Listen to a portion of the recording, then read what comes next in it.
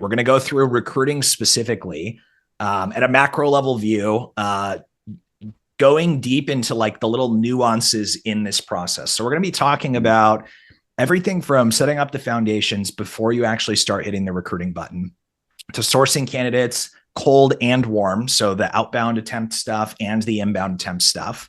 We're going to be talking about conversations from a recruiting standpoint. I think that's the part that everyone forgets is the most important, hardest part. It's the same way we drill all our agents on recruiting or not recruiting, excuse me, on like ALM calls and LP Mama calls. If you're running outside leads like that, there's a reason why we want to have a standardized, systemized process when we're having conversations, because that's what leads to a consistent, constant outcome at scale. We'll go through this over the course of 3 weeks. These sessions are going to be like an hour long. I hope 3 weeks is enough for you guys to get like a tactical recruiting guide on how to actually go and do it. If for whatever reason we have to expand on it, we can. But the idea moving forward is we'll do these like 3-week deep dives into specific topics so that we can get really, really, really granular and not just go mile wide and an inch deep. Does that sound like a good game plan to everyone? Is everyone with that? All right, sweet. So I'm going to jump in. Justin, do you have anything to add there? I mean, you kind of hit on it. Like it would be really, really awesome to see this kind of transform into more like community-led education at the end of the day. Because, you guys don't know this about me, but back in my day, I started a real estate team. It spanned 3 states and sold about 1,000 houses a year. So, but I haven't opened a lockbox in 6 years. So I've been building technology for the past 6 years for the real estate space instead, right? So people that are on the ground actually doing it, that's, in my opinion, are the best people to train and equip people and share best practices. So I really want to see that continue to happen, and this not just be like a freaking boring webinar where we all get on here and just stare at a screen, but we actually interact. And people have to talk on these things. You don't just sit back and turn your camera off. So 100%. I love that. And that sounds like a good game plan to me. So let's get started and we'll go through this. For those of you guys that are in the audience listening right now and you're like, oh my gosh, that sounds like something I want to do. Shoot me a message after we get off. Like in all seriousness, ping Justin. Hey, I'd love to collaborate and blah, blah, blah, blah. The expectation and idea isn't, okay, well, you have to formalize an actual presentation and it has to be this super standardized process. We can get on and just go for it, right? In terms of it, obviously some planning and stuff will be important to make sure that the content's good and we're all aligned. But this isn't going to be like hey, you have to publicly speak in front of all your peers and it's going to be intense. That's not the outcome we're looking for. So if that sounds cool, ping me offline or ping Justin and we can go through it. So let's jump into what we'll be talking about today. Just like Justin mentioned, as we go through this, if you have questions, comments, concerns, ideas, things that come into your brain, just because there's a good chunk of us on here, like obviously don't just unmute yourself and holla. If you want to use that hand raising functionality, that'll probably be the easiest way. But if you have questions that come up, like feel free to put it in the chat. You can unmute yourself. We can kind of go as a group along this. So it's not just like Justin mentioned, like the Chris and Justin talking head show. Cool. That's super boring. Honestly. That's super boring. Super boring. Even to me, it's super boring. So yeah. 100%. All right, let's jump in and go through this. So there's a couple of things that I want to talk about today that I think are important as we look at setting the stage. Today, we're not going to talk about the tactical, here's how you go and recruit 5 agents a month every month, because that's a super detailed process. It's going to take us some time to go through. What we're going to be talking about, though, is setting the foundations. Before you even think about recruiting agents or adding people to your team, there's a couple of things you got to get in line. So we'll be going through those today. We'll do a quick intro. We'll talk about what type of mindset you should be in when it comes to recruiting. I think this is something that gets underlooked a lot. The same way that it's important to have the right mindset when you're actually building a real estate business from a buyer and seller perspective. If you're going to be spending time recruiting, the reality is you are going to get your butt kicked, right? It is inevitable. It is part of the gig, and being in the right headspace really helps with that.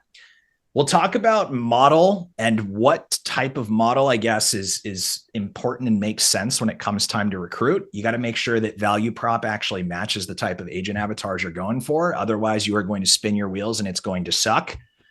We'll talk a little bit about ideal agent avatars, creating an actual hiring plan, and then we'll end with some Q&A and ideally mastermind for a little bit on what's working, what's not working, et cetera, et cetera. So Before we jump in, I just quickly, for those of you guys that are new friends on here, we've got a lot of new registrants on this. I just wanted to quickly give Justin and I an intro. Justin, I'll let you go first, dude. Quick background on you, just so people know who you are, what your story is. I love the new ChatGPT You photo. like that? Look at that. ChatGPT made that. That's Justin and I. That's fucking creepy. Excuse my French. Super nerd. So yeah, I'm pumped about that. But yeah, CEO, co-founder of Shiloh. But what most people know us for in the industry is this thing called Bara Agency. We've been building the custom software and integrations as a fractional CTO, like Chief Technology Officer agency for not, I don't want to be name droppy, but like literally the biggest teams that exist on the planet for the past 6 years. So that's where Shiloh even came from. This AI sales manager tool it was a homegrown project for one of our bar agency clients, Levi Rogers, out in San Antonio at one point, right? So I'm just your resident nerd that sold a lot of houses, and I was a lazy real estate agent that understood how to build technology. So I figured out how to build technology to substitute for how lazy I was and do a really great job. So love that. And just in 5 seconds or less, for those of you guys that don't know me, I'm Chris Gianos. I'm from Humanize. Past life, ran a big real estate team. Same as Justin, sold a couple thousand houses a year. I've been a part of online leads since they pretty much became a thing in the real estate space. I worked at Zillow once upon a time. If you want to throw things at me, now is the time to do that. I'm no longer with the mothership. I'm on the good side now. Not that Zillow's bad. I'm just making a joke. You're going to get banned again. I'm going to get banned again. Again. Yeah, again. Keyword again. Yeah, got some memes coming. Don't worry. They're coming again. For those of you guys that are on Instagram or are on Instagram, these are both our handles. Justin and I put out a lot of content together on all things like running big real estate businesses. So if you're on Instagram, feel free to follow us. We can keep the conversation going there before we, between sessions and stuff. Before we jump in, I have two things for those of you guys that have been in sessions that we've led before. I ask two things before we start every session. Number one, the content that we're going to go through today, I think there's like a change that's happening in the industry right now, right? There's kind of like a passing of the torch happening in terms of how real estate's been done for the last 50 years, right? We call it like real estate 2.0, right? Or not 50 years, probably since the internet, I would say is real estate 2.0. We're going into real estate 3.0, right? Which is this new world with AI and tools and all this stuff. Some of the content that we go over today might not be like, oh my gosh, that makes a ton of sense. I'm totally open and new to trying that, right? It might be like, oh, what the hell are these guys talking about? It doesn't mean we're right and you're wrong. And that's never something that we're going to put out there. But keeping your mind open to, wait a second, there might be a way to do this a little differently than I've been doing it, helps in a big way. The same thing with the knowing doing gap. The knowing doing gap is why I don't have six-pack abs. Right? I know that I shouldn't eat Taco Bell, but at least once a month, I'm crushing Taco Bell because I dig it. And it's good. And it's fun to have things in moderation, right? The point I'm trying to make is coming to events like this and webinars, taking what you learn and doing something with it is how you make progress forward, regardless of how uncomfortable it is. So my ask is open the brain, close the knowing doing gap a little bit, and actually do something with this. And it'll put a big fat smile on all of our faces. Cool. All right. So why are we doing this and what we'll cover over the next 3 weeks? We get asked a lot of like, hey, why do this? Why give it away? X, Y, and Z. Obviously, Justin and I being in the space, there's obviously good exposure for us and what we're doing. The goal is to not gatekeep anything and to give it away. And the reason being is we have this hunch, and correct me if I'm wrong, Justin, that if we can help the industry and specifically real estate teams and brokerages improve their businesses in any way, shape, or form, it creates intrinsic need for products like Humanize and Shiloh, right? Yeah, dude. And I mean, literally our two core values of Bara and Shiloh. The first one is do what you say you're going to do. And then second is leave people better than you found them. That was always the marketing strategy, was if we build cool shit and help out people, then everything else will sort itself out. So 100%. And it has. And that's why I want to share this, because it's like I see a lot of webinars where there's a lot of gated content and stuff. We're never going to gatekeep anything. It's going to be given out freely. Whatever you guys do with it, it's up to you. We're just after, obviously, helping the industry and getting exposure from it. What we're going to cover over the course of the next 3 weeks, to give you a peekaboo, there's 3 sessions specifically on recruiting. Today, we're going to talk about foundations. The following week, we're going to talk about starting recruiting conversations, both cold and inbound, right? And all the things that you need to do to make those happen. Recruiting conversations. And then the last week, we're going to talk about putting it into play and actually putting a plan together to go and implement it, right? I think this will be deep enough. My goal is by the end of the 3-week session, you guys have a tactical plan that you can go and take. And systematically, if you put in the work, right, it's not going to do itself, but if you put in the work, it is very realistic in most markets, unless you're like in like rural South Dakota, which like I've heard there's like 600 agents in some of these markets and stuff. If you're in a big market, for the most part, the plan that we're going to give you guys, it's very possible to recruit 3 to 5 agents a month, right? It's going to require work, and it's not going to be just like a lay down, push a button and do it. It's going to require effort on your end, but you'll have a plan to do with it what you would like. Does that sound like a good game plan to everyone? Cool. All right, let's keep going.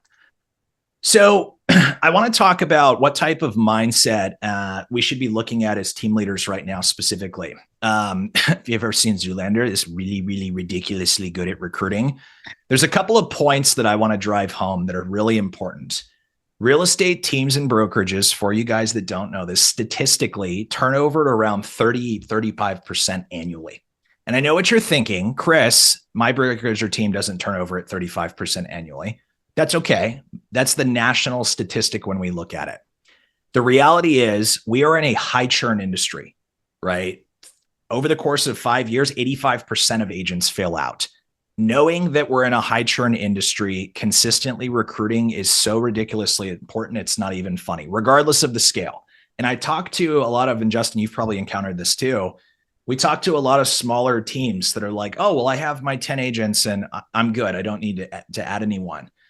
I don't know if anyone's ever had this happen yet. For those of you guys that have been in the business for a while, you might have, where 1 year, for whatever reason, regardless of how intact and family oriented your team is and stuff, it just implodes. And 3 or 4 people have life events, or they get out of the business, or they move, or whatever it may be. And then you're scrambling, right? And you're all over the place. This always be recruiting, or Chet Black, I think, says like KFR, I think is his. I'll let you fill in what all I hear in my head is Chet Black going, the people move the money. The people move the money. Exactly. The point is with this is the agents, regardless of what we do, we're in a high churn industry. Even if you don't think you need to be recruiting, chances are you probably do, right? And it's a rising tide. Honestly, like the largest companies in the world, your Jeff Bezoses and your Steve Jobs, they basically personally handled hiring, right? Like, yeah, they all of those CEOs said things like, hey, recruiting and retaining top talent is my most important job as CEO, right? So 100%. Like it's not something that is a haphazard thing that goes by the wayside and it's somebody else's responsibility. It's like, man, no, this is the responsibility of the people that actually run the organization, because it's the lifeblood of the organization. So 100%. And from a like responsibility perspective, I agree. Like no one's better at the recruiting than the person who's in charge, right? But for some teams, we see scale. Like I see some people on this. I see some people on this Zoom right now that I know are recruiters for some really, really badass teams. So you guys are killing it. But the point is with this, we want to constantly kind of stay in this position of where we're constantly adding agents. From a leadership perspective, I think something that gets undermined a lot of the time is the traditional brokerage model of broker in charge, low touch, low value, agents just kind of pay a split and hang out and figure it out.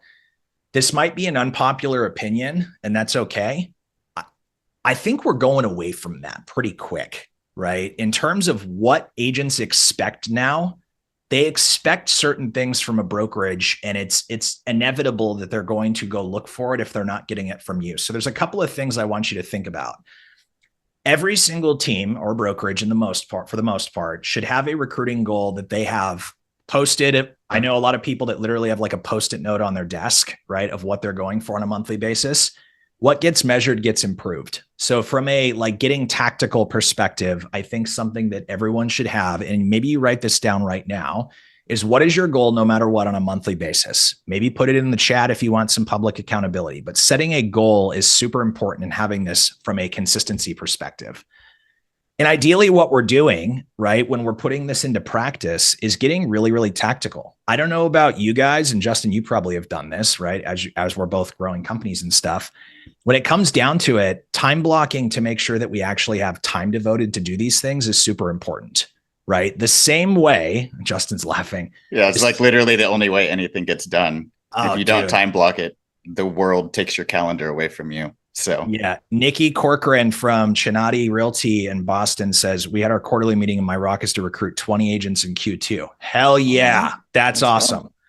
So the point I'm trying to make is this needs to be something that's programmatic in your business, right? This is something where if you don't make time to do it, someone else will. And guess what? The person that's taking the time to do it is going to eat your lunch, and that's not good. I want to quickly note, though, this is not a business strategy that I would recommend to anyone, including my worst enemies, right? You're hiring anyone that shows up. The hiring anybody with a pulse and a real estate license approach is not what we want to do, right? I know people that run this model that kind of just like, hey, get anyone in, get them through the door, X, Y, and Z. I've done this. Justin, have you seen what happens when people do this?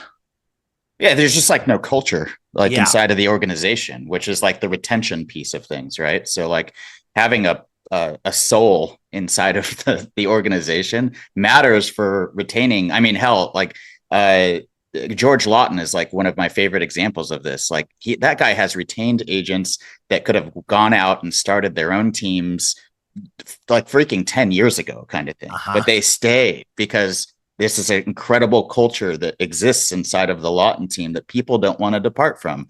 And yeah, in that started by having standards for this is what we do here at this team, you know? So the way to think about it is it's easy to hire anybody with a pulse and a real estate license, and certain models are optimized for it. If you run a flat fee model or something like that, like obviously there's an incentive there, but for the most part, two things happen when you do that.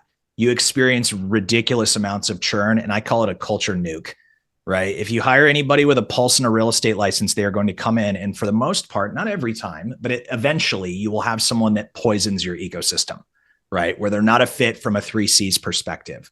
So relational recruiting and actually bringing in the right people for the right reason at the right time, just to Justin's point, it builds loyalty and higher productivity, right? Agent retention, for those of you guys that don't know and haven't measured it this way, I think it's important at some point to do some work to define what your like CAC is. Your agents are your customers. CAC meaning cost to acquire a customer. We should make CAA a thing, Justin. Cost to acquire an agent. Yeah, we should make that a thing. Your CAC. Yeah, I'm glad you clarified that because CAC is not a normal acronym in the real estate world.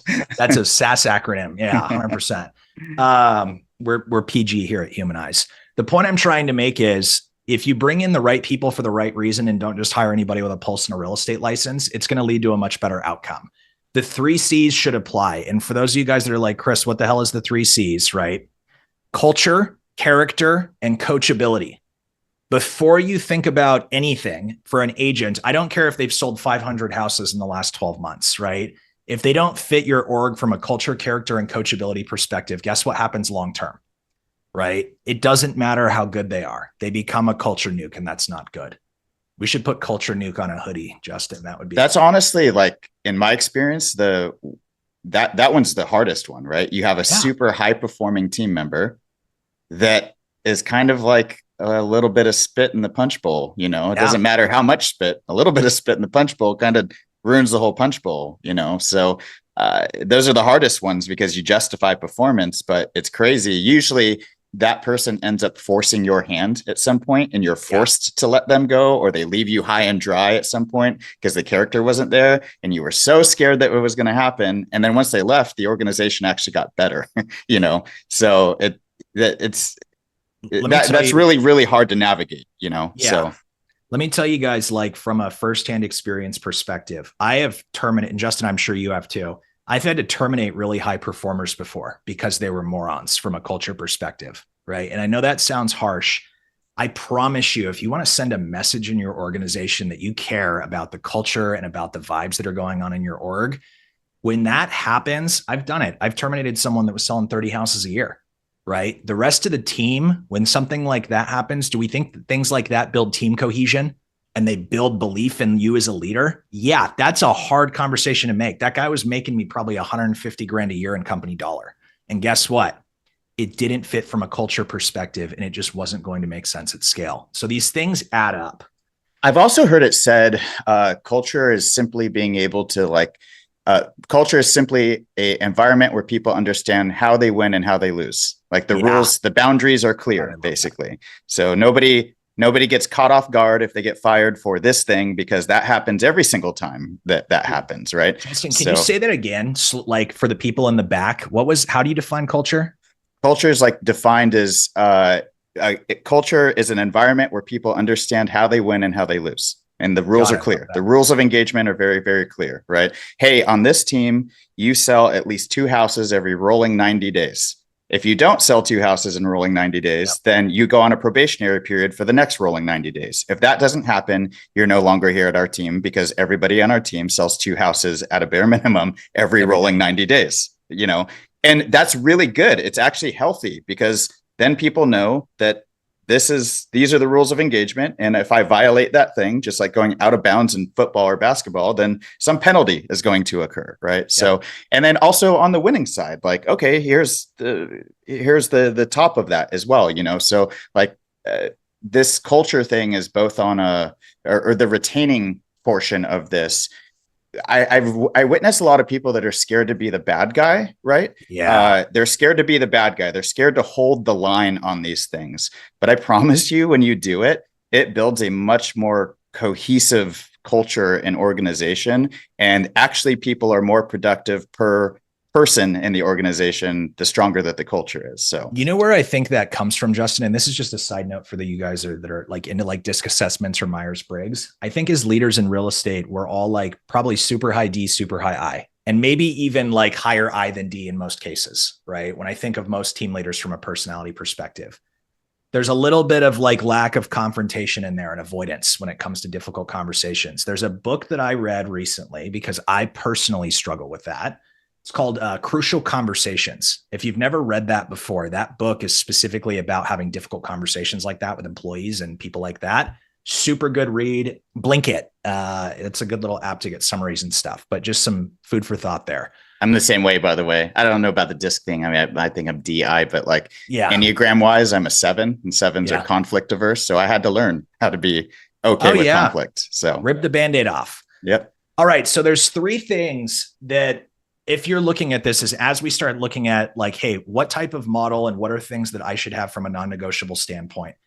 If I'm not describing your brokerage or team when I go through these next 3 bullet points right here, I'm not saying your model's wrong. What I'm saying is, from a competitive standpoint and competitive landscape, Justin and I have interactions, I don't know, thousands of teams annually at this point, right? We've heard about every model under the sun.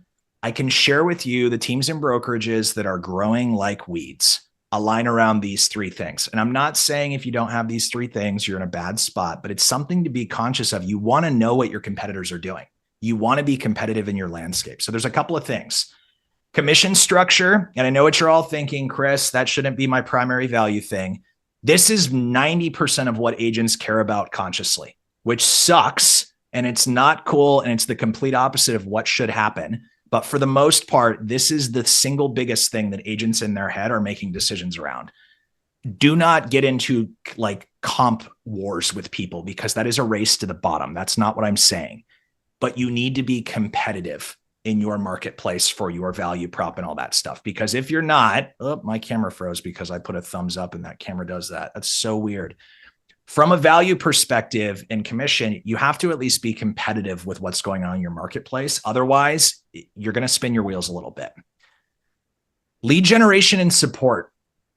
For those of you guys that don't do provide leads to agents or whatever it may be, I'm not saying you have to, right? That's not a mandatory thing, but be aware that there are teams and brokerages now that provide agents competitive splits and have leads, training, support on lock that can be on par with almost every model out there, right? So lead generation becomes super important. Yes, Shiloh is not a CRM. That is a typo, Justin. Systems, tools. My bad. In terms of having these, though, you definitely want to make sure that you have at least something. You can get leads now from services where you don't have to pay up front for them, right? OpCity, there's programs with like Movoto that are pay at close that there's a little bit of upfront, but there's different systems and stuff to get this now. You want to have some form of lead generation for agents because it's just such a massive thing to use as a recruiting magnet, followed by support and technology tools, right? So having a CRM, having some sort of AI tools like Shiloh or whatever it may be to actually help these agents improve their businesses. From a technology perspective, it's tough to tell agents, hey, you should come work here because my tech stack is really badass. I promise you, they don't care about your tech stack, right? What they care about are the outcomes that your tech stack is going to help them get to, right? Yep. So telling them and showing these stories is what's going to actually move the needle. And lastly, training and mentorship, right? When I'm talking about, and as we go into next week's sessions where we start talking about recruiting conversations, something that happens, and most of you guys have experienced this, agents, for the most part, are jaded. I call them like pound puppies, right? Which probably isn't the greatest analogy on the planet. It sounds a little intense. But agents, for the most part, they get their license, they bounce around brokerage to brokerage until they either figure it out because they're a self-starter, they land on the right team or brokerage that has systems and leads and training and support to make them a successful agent, or they flunk out of the industry as a whole. That's the journey. Think about your own personal journey as an agent. I went to a couple brokerages, and I'm sure, Justin, you did too, before I got to the right place that actually had value, where they gave me a key to the front door, gave me a business card order phone, smacked me on the butt and said, hey, have fun, figure it out, right? After telling me that they had all this stuff, and you're kind of on your own. Knowing that when we're having conversations with agents about joining a team or brokerage, we need to be able to show them very transparently what type of value we provide. So when we're talking about training and mentorship and all these things, do you think they've ever been in an interview ever with a broker that said, oh, I have no training? There's nothing that happens here from a value. No, the broker said, we have the world's greatest training and it's so frequent and blah, blah, blah, blah, blah. And what they actually meant by when they say training is they have a title rep that comes in once a month and brings bagels and talks about prelims, right? That is not training. I know it's hilarious to think about that because we've all experienced that. That's not training. I'm talking tactical training. If you can sit in a recruiting appointment with an agent and show them a training calendar. So on Tuesday, we're talking about buyer conversations and doing buyer consultations. On Thursday, we're talking about listing appointments and how to actually stage a house correctly. The more tactical you can get, I want you to think about it as you have to prove it to an agent. Right. And if we can do that transparently, we're going to win a lot more in recruiting appointments versus just, oh, yeah, we have great training. Being able to give them topics and an idea of how it's going to actually benefit them is super, super important. Justin, do you have anything to add here? Yeah, I mean, not all the trainings are bad. I mean, I remember back in the day, showing up OG KW bold training. When done right, they basically created our little cohort to be a army of door knockers that were just pumped to go out and get yelled at by people, to go close our first deal. But yeah, I mean, I've seen a lot of success from teams being able to prove essentially ROI. So they flip the conversation on its head and go, hey, so what are your goals? You want to get into real estate probably because you wanted to make money. You have some kind of life goal that you want to accomplish, right? Yep. Oh yeah, I do. Cool. So what's that goal? Okay, great. How much money would it cost to get that goal? Oh, okay. Is this much money? Okay, sweet. With our lead flow and X amount of deals and with our training, it looks like we could probably get you to that goal in the next 24 months. Does that sound awesome to you? Yeah, that sounds awesome. What are you currently on track to hit that goal? Oh, I'm not even on track at all. Great. So are you ready to just sign up and be on the team now? Or what do you want to do? So it's value stacking, but flipping the conversation on its head. And it's really just starting with the why behind it. Most of us did not get into real estate because we just really loved house. So there are people that really just enjoyed showing homes and architecture and stuff like that. But most people got into real estate because it was a really great vehicle to create a lifestyle that you wanted to accomplish. Right. So 100%. Remembering that about the agents that are interviewing for your team is very, very important. So keeping these three things in mind, as you vet your model, do I have what it takes to actually go to that 3 to 5 a month number? This is what you want to be looking at as a baseline. Do I fit this? Because if I do, I'm going to be able to recruit my face off. And if you have to add some stuff, fantastic. So getting tactical. One exercise that I encourage every team or brokerage that I work with to do at least once a month is benchmarking your splits, fees, and services against local competitors. However, you have to do that. If you've never done that exercise, takes a little bit of recon and going behind enemy lines, right? And how you do that is up to you. Sometimes you can use maybe an agent on your team that wants to play super spy one weekend, right? Do it with morals and obviously integrity and not compromising those two things. But it makes sense at some point to benchmark where you're at compared to your competitors. Because if you don't know, how can you possibly interview against them? We know that the average agent, according to our data, talks to 3 different brokerages before they make a move, right? They're having 3 separate conversations. Do we think it would be valuable to know what happens in another person's interview process or from a value prop perspective so that when we're interviewing them, we have those tools in our toolbox? Yes, you can overcome objections before they become even objections, right? So definitely spend a little bit of time benchmarking what your value and comp and splits are against your competitors. That's uncomfortable, and you're going to have to figure out how to do that, but it's definitely doable. The second thing is evaluating lead flow. When it comes time for what you're looking for from a production standpoint, for those of you guys that are like on Zillow Flex, for example, I'll give you an idea of what I'm talking about. Do you have enough leads for your agents to hit what type of production or goals you have set for them? So Justin earlier was talking about, hey, I've got, what does your income goal look like? What does your transaction goal look like? And backing into that number, if we have an idea of, okay, cool, I know the average agent on my team right now converts at 10% on Zillow leads. That means I need to give them 10 new leads per month for them to hit a 12 transaction per month goal. Being able to back into these numbers is really good because it gives you leverage to have these conversations. And 2, I don't know about you guys, but I like knowing where my business is going from a forecasting perspective, right? And if you have these numbers shaken out, it's a lot easier to project where you're going and when. Right? If you're getting 1,000 flex connections, let's say quarterly, so 300 and something a month, and you know you're at a 10% conversion rate, means you're going to do about 30 deals a quarter, right? Or whatever it shakes out to. Knowing those numbers gives you direction, and it gives you an idea of, am I in a position where I should be recruiting right now? Right? And again, it's not purely based on leads, but if your model is that, this has a big piece to do with it. And lastly, making sure that you've got your value prop down crack. Beyond the tangible lead training and support value prop that every brokerage on the planet hangs their hat on, no one's ever given a different pitch besides those 3 things. There are unique value propositions that you all have, right? That are different from each other. Being able to understand what those things are and clearly communicate them is absolutely massive, right? So like, I don't know what your value prop is specifically that you have uniquely, but I've heard about a bagajillion, right? For example, like Levi Justin, right? Levi's unique value thing is they've got a really, really sick relationship built with like the veteran community. I think that's part of their value proposition, right? Yep. Knowing that he's able to have unique conversations with people that come from that community and recruiting situations, right? So I would spend time before you go and start the recruiting journey and cranking it up, thinking about what sets you apart from your competitors. Because if it's just leads, training, and support, that's a baseline benchmark. If that's it, you're going to have a tough time. You got to figure out what makes you unique compared to your competitors in your marketplace. Does this make sense to everyone? Cool. Justin, any thoughts here before we continue? Yeah, it's just sales all over again, but different kind of sales. It's crazy. It's the same type of conversations we have from a recruiting perspective, right? Yeah. So Justin was talking about this earlier. As you get ready, beyond just the recruiting stuff, we've got culture and onboarding readiness that's important too, right?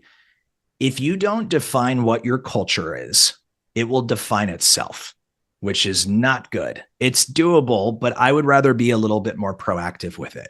Justin said earlier that he has 2 core values for Bara and Shiloh that overlap that like are the coolest things on the planet, right? Well, Justin, what were they? Do what you say you're going to do and leave them better than you found them. Do what you say you're going to do and leave people better than you found them, basically. Perfect. And we have literally fired incredible talent because they don't keep their word to people, and everybody understands that that is what we value the most. So. I love that. The point I'm trying to make is spending a little bit of time figuring out what your core values are. And it doesn't have to be 10 or 15 or 20.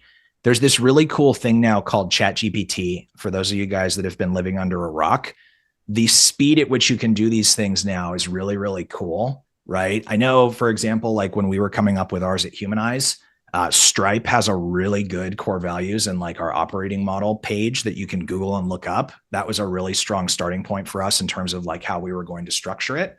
But there's no excuse not to have this. And these things, to Justin's point, Justin, how frequently do you guys talk about those core values in your businesses now? Well, I mean, all the time. The way that I'm a fan of setting, we don't just have 2. Those are like the 2 just guiding stars, but I'm a big fan of creating them off of like organic language that happens in your organization instead of it being things like, honor and integrity and things like that. That's just like words that people can forget. And I'm not like throwing shade at anybody that has those as core values. Like that's fine as well. Yeah. As long as you're using them in your org. I've just found a lot of success in like, how did we find like, do what we say we're going to do? Because when people would ask me in the team, like, all right, so like, what's our plan for like marketing? I would always just respond with, we're going to do what we say we're going to do. That's our plan for marketing, actually. So it organically came up. Another one of them is read the documentation. In our world, my engineers would walk into my office and go, hey, Justin, I couldn't figure out this. And then I would like pull up the documentation and command find and go, look, it's right there. And now I would just say, they would come into my office and they would go, hey, Justin, I read the documentation and it became this like kind of baseline, which it was this theme of we're well read and we're well educated at all times, essentially, right? So these organic phrases that happen in your organization make them easier to implement and be more memorable, at least in my experience. So 100%. So there's some uniqueness to it. It's not just throw words at a buzzword dartboard. There's some uniqueness to it based on your business. Yeah. 100%. So we've got that. We definitely want to have and plan a place. There's some resources at the end of this call that I'll give you guys to get started working on this stuff. We've got some homework for you that's going to be awesome. But putting in place onboarding plans as you get ready to start recruiting and growing really quickly, for those of you guys that haven't experienced the pain of what it's like to add 3 to 5 agents a month, when you start doing that, onboarding becomes an absolute nightmare. Right? Just in terms of all the administrative tasks that you need to do, it all starts to add up. So definitely thinking about and getting in front of those processes to make sure that it's not going to break as you start scaling. So a few ideas to make it easier. A lot of teams we encounter at this point in time have a playbook or a manual or some sort of intranet that outlines what their systems are, their expectations and resources. There's a couple of different platforms we see people using for this. There's Kajabi, there's Trainual, there's Humanize, all these different things. The point is, and Justin, I'm sure you guys have experienced this with bar agency clients, a lot of questions that agents have when they're new to your organization are repetitive and over and over and over again, right? You don't really hear new things. You're hearing the same thing from agents you bring on over and over and over again. This is why companies have knowledge bases, right? Because it's easier to go in and Google a question, right? Or look it up than it is to actually just continually answer the same question over and over and over again with agents on your team. So we've seen and just to interject, like the better, being the AI nerd over here, the better documented it is, the easier. It's very, very easy to create an AI that's like your own team's internal, like, how do I do things AI that will query all of your documents, your Google Docs and everything. As long as it's written well and it's like searchable, you can then just go like, hey, I don't know, bar a bot, like, how do I submit a purchase contract to our backend once it's accepted, and it'll tell the agent exactly, and then quote the document that it found inside of your guys' SOPs. So if you write it all down, that little like AI layer on top of it to make it easy to find and easy to access is actually very, very easy to build. So, and you guys can use like a company like Chatbase. That's a free one. That's a really easy one to set up. But yes, get it all written down in a playbook. Just a side note, Mike Nicholas on my team, I just texted you. That would be super cool to look at inside Humanize at some point. Just a side note, because we're constantly thinking of ideas. Well, literally like Intercom in our world, like the little chat bubble thing at the bottom right-hand corner, it does the same thing. So love that. So definitely having some sort of resources or playbook. This next one I think is super important. I don't know about you guys, but in past experiences getting hired at brokerages, there were instances where you would come in as a new person to the team or brokerage, and like the amount of attention you got was almost non-existent, right? That is a surefire way to have a high churn business. If you don't have time, right, to be the buddy or mentor for agents that you hire because the scale doesn't make sense, use agents on your team for this stuff. Right? I promise you from a psychology standpoint, agents love recognition. If we're talking about personality types again, those high D, high I people, they're like human golden retrievers. I know that because I am one, right? We love the good boys and, oh my gosh, you're doing a great job in X, Y, and Z. I don't know why, but that's just a part of the gig. So making sure that agents that are coming in get these things is super important. So let's talk about a couple of different avatars. And I got to start jamming so we don't run out of time here. Justin and I can talk if you guys can't tell. We like expanding on these ideas. So a couple of different avatars that we should be thinking about. And I know there's like 10,000 agent avatars, but I want you guys to think about making sure that our value proposition as a team or brokerages matches the types of people that we're going after and what their pain points are. If you have that on lock, you have like agent product market fit, which means when you have conversations with agents, they should be interested in joining your team or brokerage, right?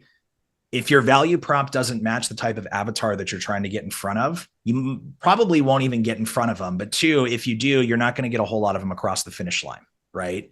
So thinking about a couple of different agent avatars, there's obviously 10,000, and we're going to dive deeper into doing some like more in-depth work on this shortly. But there's a couple of different things. We've got newly licensed agents. There's pros and cons to these people. They are really, really, really easy to recruit, right? So easy. There's thousands of them still. I don't know why, despite the fact that there are 2.3 million licensed real estate agents, and in 2024, 74% of them didn't sell a single house, right? It is still the number one most searched career in all but 2 states. I know this because I obsess over the data. And what I mean by that is people are going online and going, how to become a blank, right? In all but 50 states, the number one most searched keyword is real estate agent, which is just crazy to me. But it exists, and it's a good thing for us being in this business, right? Knowing that new agents come in, they're bright-eyed and bushy-tailed. I think they're dramatically unprepared for what this industry actually is and how hard it is. But from a functionality standpoint, they're easy to get in front of and easy to have conversations with. And obviously, their pain points are a lot different than mid-level agents, for example. So mid-level agents, meaning someone with transaction history, they're looking for support and marketing help and more leads, X, Y, and Z. You've got top producers. For a lot of us that I see on this call right now, people that run, like I see a lot of leads training support model teams and brokerages on here, people that I recognize. The top producer thing is cool, but usually those people don't have a whole lot of time, energy, and resources to dedicate to working like your leads, for example, right? So there's pros and cons to all of these people in terms of it. If what was the 2 states it was not in, Amanda Howard asks. If I'm not mistaken, don't quote me on this, Amanda. One of them was like one of the Dakotas, North or South Dakota, where real estate agent wasn't the most searched job title. And I think it's because it's like an oil and gas area, and that's like really popular there, working in oil fields. And I think the second one was Alaska, and it was like Coast Guard, becoming a Coast Guard person or a Coast Guard member was the most searched. So kind of weird. I can circle back on that though. The point I'm trying to make is figuring out what avatar you're looking for is going to make it a lot easier. So, for example, if you have a model that is super low touch and it's not going to be a whole lot of value for the agent outside of low fee, we don't really have a whole lot of support beyond that, which is valuable to some agents.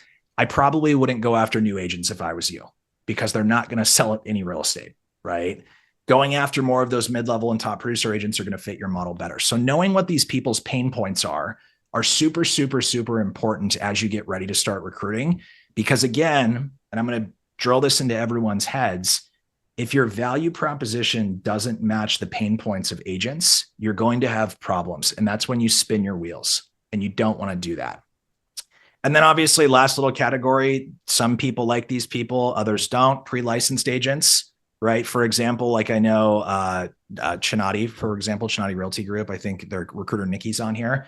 Like these agents that are in the very beginning processes of just getting their license, they have a pathway for them. But I will say this, they have the scale to where they have someone that onboards and trains and teaches these new agents, right? So there's all these different avatars that we can go after, and it's important to make sure we line up with them. So the way I would think about it is like this. Thinking about what your brokerage or team's value proposition is now, you would want to write down your target person and what types of pain points they have. Right? I can almost guarantee you in every single one of those groups that we just talked about, a common thread that you're going to find is poor broker support. And what I mean by poor broker support, wow, I can't get that one out. What I mean by that is, I don't know how many times you guys have encountered this in an interview, but agents all the time, like, yeah, I called my broker on a Sunday. I was on the finish line trying to get a deal across the plate. And like, he didn't call me back until Tuesday or Wednesday, if they called back at all. Right? It's so easy to stand out as a team or brokerage now simply by picking up your phone. right? And supporting your agents, which I know sounds crazy, but you'll find this in almost all of these different avatars. It's so weird. It's like the same thing with leads. Again, it's like the Yeah. same thing. You guys want to know a true story, just anecdotally, real quick, that supports this? Obviously, the same way that I'm encouraging you guys to like do market research and figure out what your competitors are doing, X, Y, and Z. Like, I don't know, probably 3 or 4 months ago now, I called 12 brokerages here in DFW, right? Because I was trying to prove a hypothesis. I didn't call anyone's brokerage that's on this call right now. So Shane, you're good. I'm sure you would have picked up the phone. The joke I'm making is, and point is, I called 12 different brokerages here in DFW. The shtick was, hey, my name is Chris Gianos. I'm a real estate agent. I sold 12 houses last year. I'm thinking about switching brokerages. Could you please have someone call me back that I could talk to about that? I'm interested in joining your guys' company. I called 12 brokerages, right? Out of 12, you want to take a wild guess how many phone calls I got back in two weeks. I gave it 2 full weeks out of 12. I got 2 phone calls back, right? One guy called me. I called these on like a Saturday morning. So I got some agent on floor duty, right? One broker called me back at Sunday morning at like 7 a.m. I was like half asleep drinking coffee. And this guy's like, hey, this is so-and-so. Is now a good time? Like, no, but I'll talk to you, right? Another person called me back like a week later. She didn't know my name, right? She just said, hey, the front desk girl gave me your phone number, said you're interested in joining our brokerage. What's up? Right? Knowing that type of experience, again, the point I'm trying to make is it is so easy to stand out if you just do the basics. Pick up the phone when people call. Which is so wild to me because somebody that sold 12 houses last year, that's like literally like somebody reaching out on your website saying, hey, I have a house on 123 Main Street and I would really like to sell it right now. 100%. So that's like hot lead. So it's crazy. Yeah. So identifying what these pain points are, mapping solutions that you offer. So if, for example, like I'll give you an actual real world tactical example. I have some clients in Sacramento, right, that have a Slack channel that has 24/7 coverage on it, right? They have VAs in the Philippines that man the off hours that are super well versed in contracts and stuff, which I know sounds crazy, but they've been with them for like 10 years at this point. They have 24/7 broker support on a Slack channel. You get a response in under 5 minutes, no matter what time of the day it is, right? Do we think an agent that is experiencing pain of not having broker support, do we think that maps like from a value perspective and it maps a solution? Yes. So figuring out what your avatar's pain points are and figuring out and seeing how does the value I have line up with these things. You can obviously go deeper into avatars, right? There's very specific niches that you can go into. I've heard of people going after like, what are they? Someone referred to them as like silver surfers the other day, right? People that are aging out of the industry and retiring. God bless them, love them, right? Like the legacy people that are getting out of the industry, bringing those people on board because they have a big fat book of business that needs to be worked and they're looking for a way to still collect income off of that without having to do the work, right? So there's all these interesting little nuances and paths you can go down and get really, really granular. I wouldn't encourage you to go deeper than like 3 to 5, but definitely doing a little bit of work to look at what are my niches going to be that I can serve really, really well.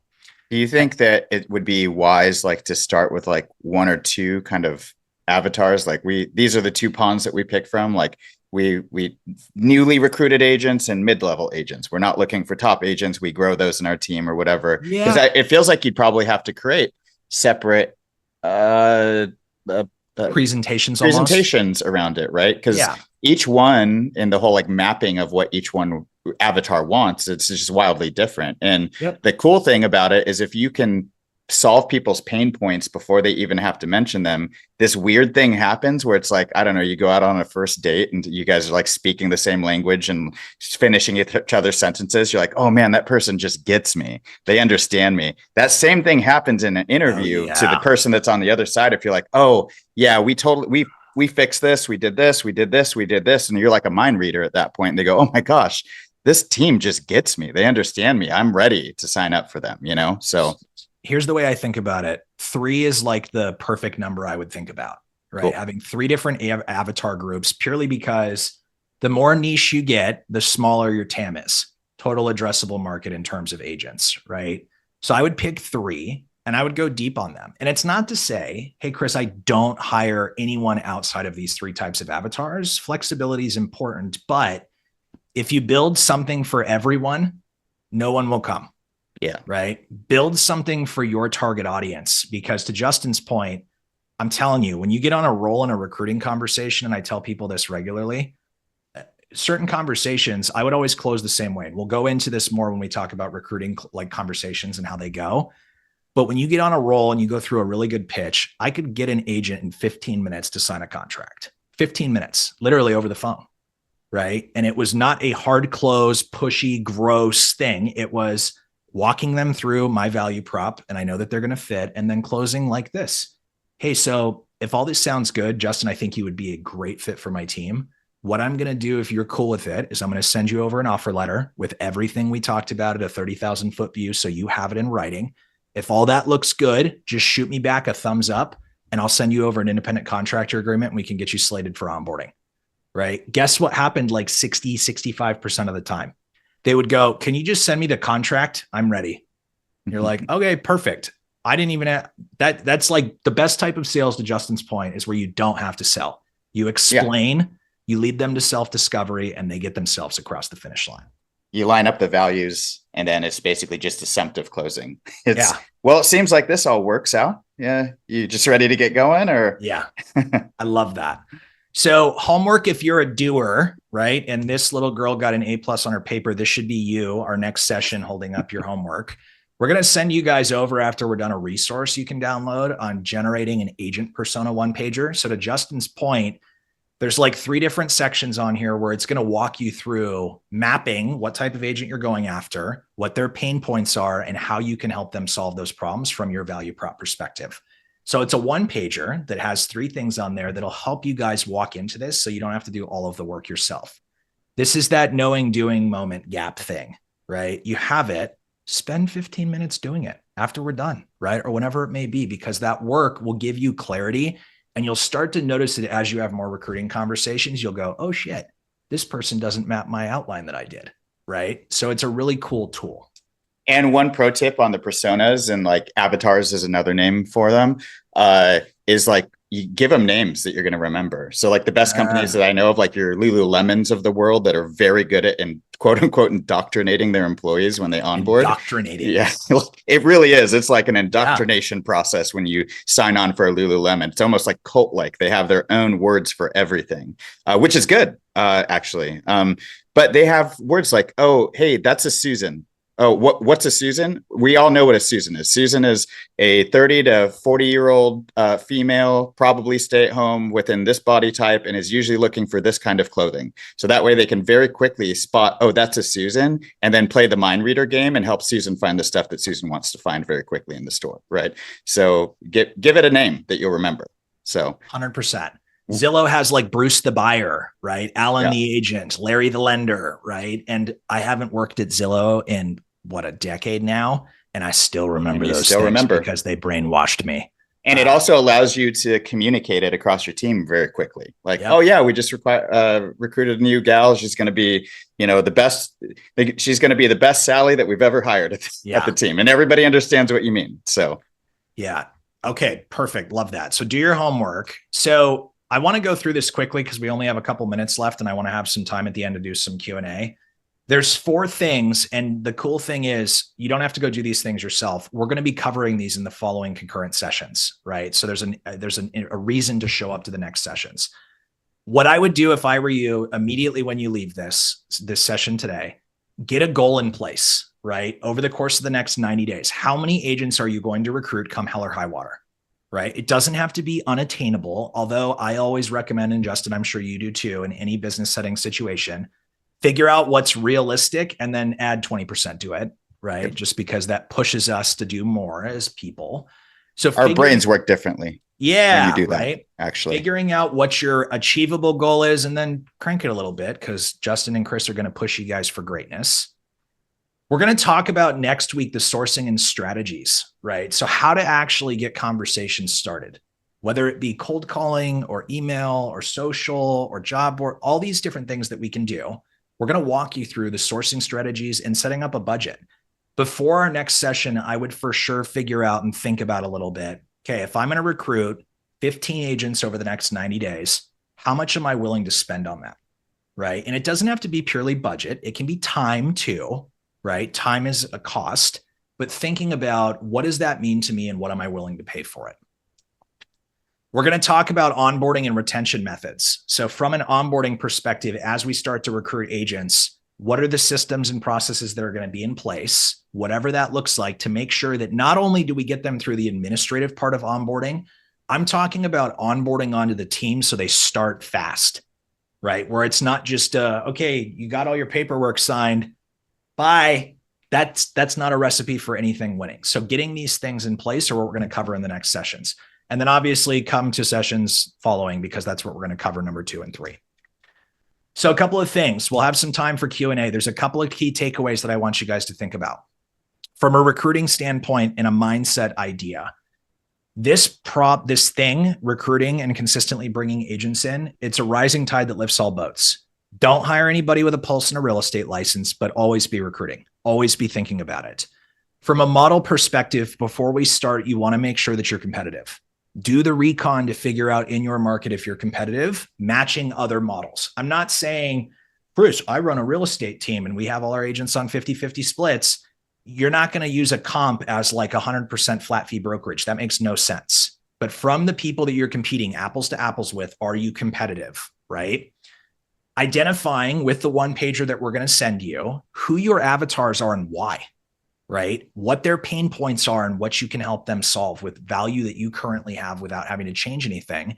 And then obviously getting this tactical hiring plan in place, right? What are our goals over the next 90 days? What sources are we going to use, which we'll cover next week, and detailing and getting a fast start program in place to make sure that the agents we do hire rock and roll. All right. We got a couple of minutes for some Q&A, and then we've got a couple housekeeping things. Questions, comments, concerns, ideas. Do we have any questions that came out of today's session specifically? Anyone? Don't be shy. I promise we don't bite. If there are no questions, that's totally okay too. Maybe it's not. Maybe we pull the teacher thing and just answered start calling all the questions. Yeah, just call on somebody and force them to ask a question. That could be an option too. I don't know, Kirk. Kirk, what are you thinking about? I'm going to call Kirk out because Kirk made eye contact with me.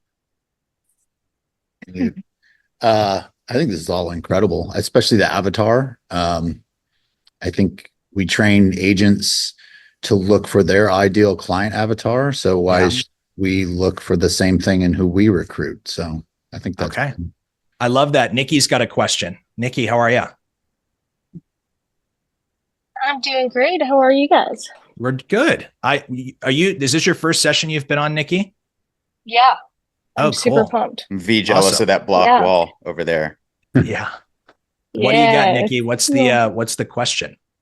As far as these appointments and, meeting with people, showing your value proposition, what kind of media is everyone using? Like, is it a web page? Is it a one pager? Is it You're talking about collateral for a recruiting appointment face-to-face.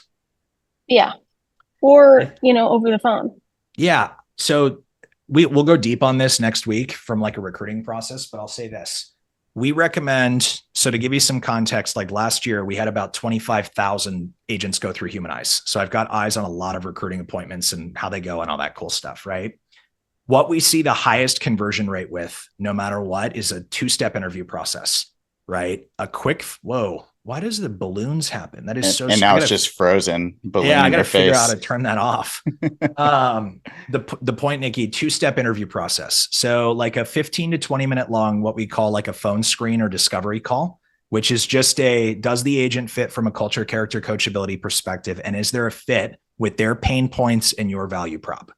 Right? So a quick little call that's not super in depth, with the outcome being of that call, either let's meet in person or let's not talk again. And we'll go through that scripting next week, followed by pretty much the same conversation again, but in person, right? What we usually recommend in in-person interviews like that is pretty simple.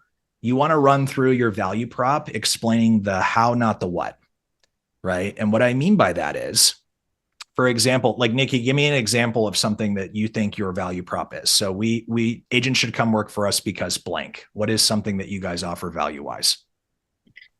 Complete marketing support. Cool.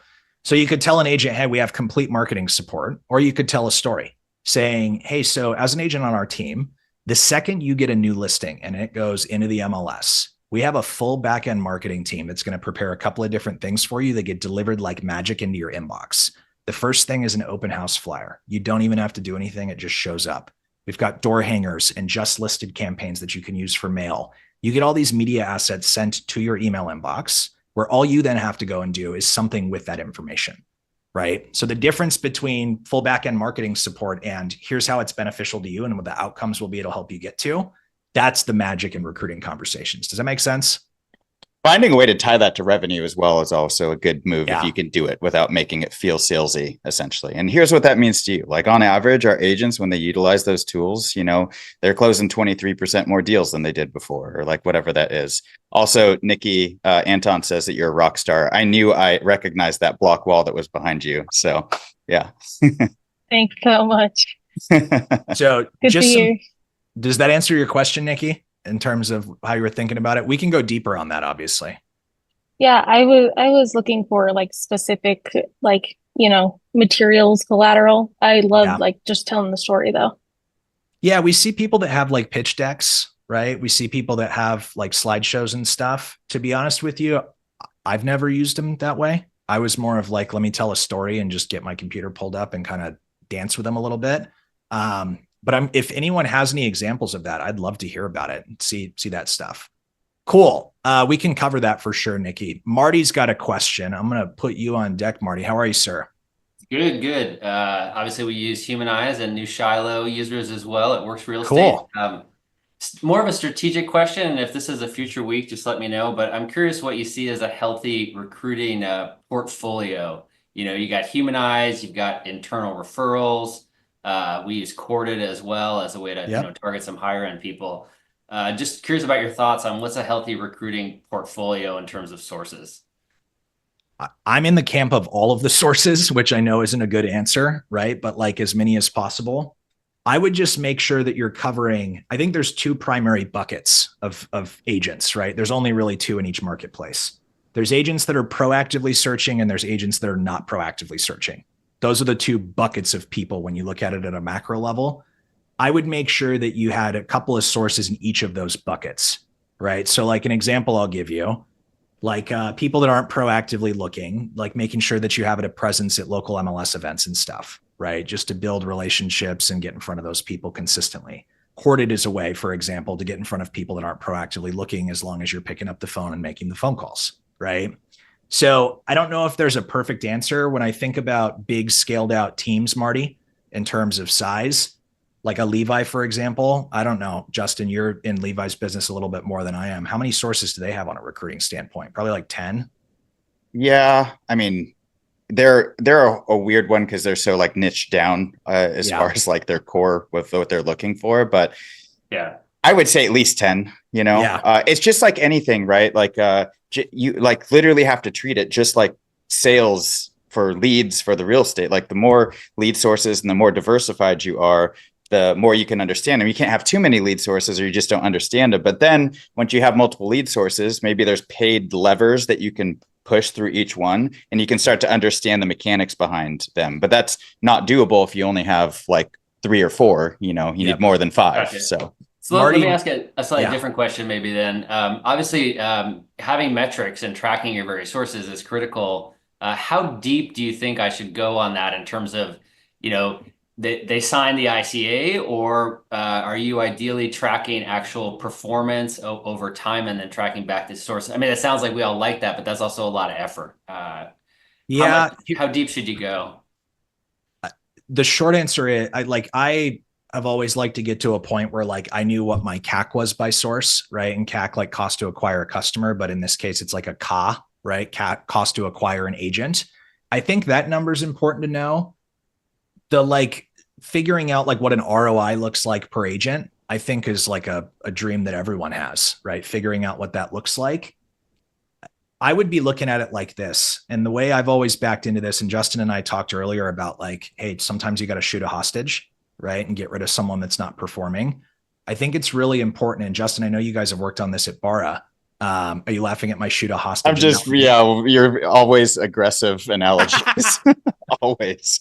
I love it. I'm actually not aggressive, but I just like making points because people will remember that, right? Where I'm going, Marty, is what I would try and figure out is what does your carry cost look like annually with each agent on your team? How much does it cost for you to have a butt in a seat, right? So like from a tech perspective, from a overhead perspective with office space, from an employees that support the agent's perspective, what does it look like on an annual basis for you to keep an agent on your team and figure out if someone slips below that, right? Like it doesn't make financial sense at that point. You're losing money on that person, right? So I think the short answer to your question is how deep should you go? As long as that number makes sense to where you're seeing a return on agents and you can like aggregate it and look at it at scale, that's how deep I would go. Does that make sense? Yeah, yeah, and I think where we are, like a lot of places, if you're growing, as to your point, if as long as you're getting something back on that, you want all the sources you can get. Yeah, 100%. There's some good nuggets in here. We should talk offline, Marty. Email me. I'd love to go deeper on that with you and try and figure out what you're looking at. I might be able to help. And we're going to go deeper, just so you know, Marty, on sources and stuff next week. We're going to go super deep on that stuff. So stay tuned. All right. Cool. Thanks, all right, guys. Let me just close this thing out real quick. Justin, if you got a bounce, man, go for it. I can close out. I'm good for a bit. Okay, cool. Just know we're over time. Yeah, so. We're for sure over time. Hey, in closing, couple of things, and then we'll shut up and let you guys go. Next session's 1 week from today. We'll be talking about recruiting conversations and sourcing candidates. That's the one you don't want to miss. It's going to be really, really good.